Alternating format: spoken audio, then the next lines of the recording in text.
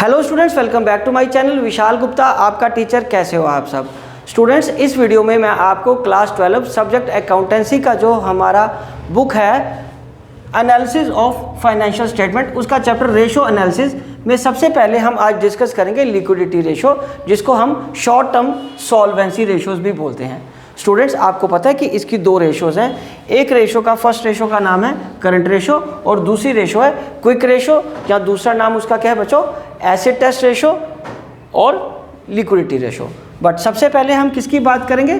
Current ratio की। Students, current ratio का जो फॉर्मूला होता है वो है current assets upon current liability, और जो आइडल रेशो है वो current assets to current liability कितनी है? 2:1। मतलब हर 1 रुपया पे करने के लिए फर्म के पास 2 रुपये होने चाहिए।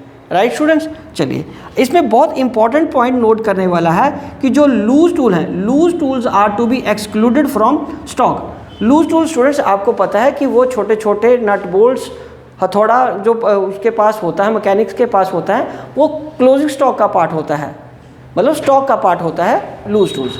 बट वो लो वैल्यू का नो डाउट होता है। बट जब हम करंट रेशो कैलकुलेट करते हैं या रेशो एनालिसिस वाले चैप्टर में लूज टूल को स्टॉक में से एक्सक्लूड करके हम करंट एसेट्स की वैल्यू निकालते हैं।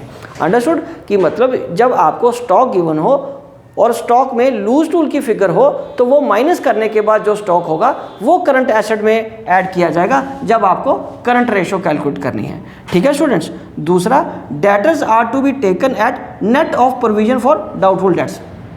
मतलब जब डेटर्स गिवन हो और provision for doubtful debts given हो तो आपको जो नेट फिगर लेनी है उसमें से डेटर में से प्रोविजन माइनस करने के बाद जो नेट डेटर्स बचेंगे उसको करंट एसेट्स में ऐड करना है। और ये बहुत इंपॉर्टेंट इन्फॉर्मेशन है, क्योंकि अगर ये दो चीज़ें आपने ठीक तरह कंसिडर नहीं की तो आपका क्वेश्चन गलत हो सकता है।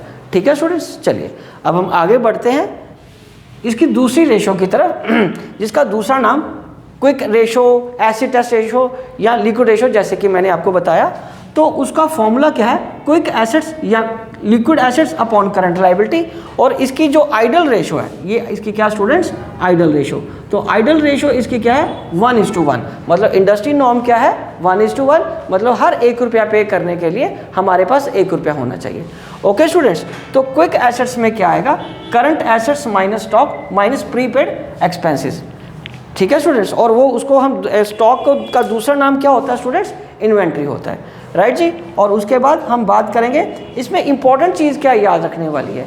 इसमें इंपॉर्टेंट पॉइंट फिर वही है कि debtors are to be taken. Debtors किस पे लेने हैं? At the net of provision for doubtful dates.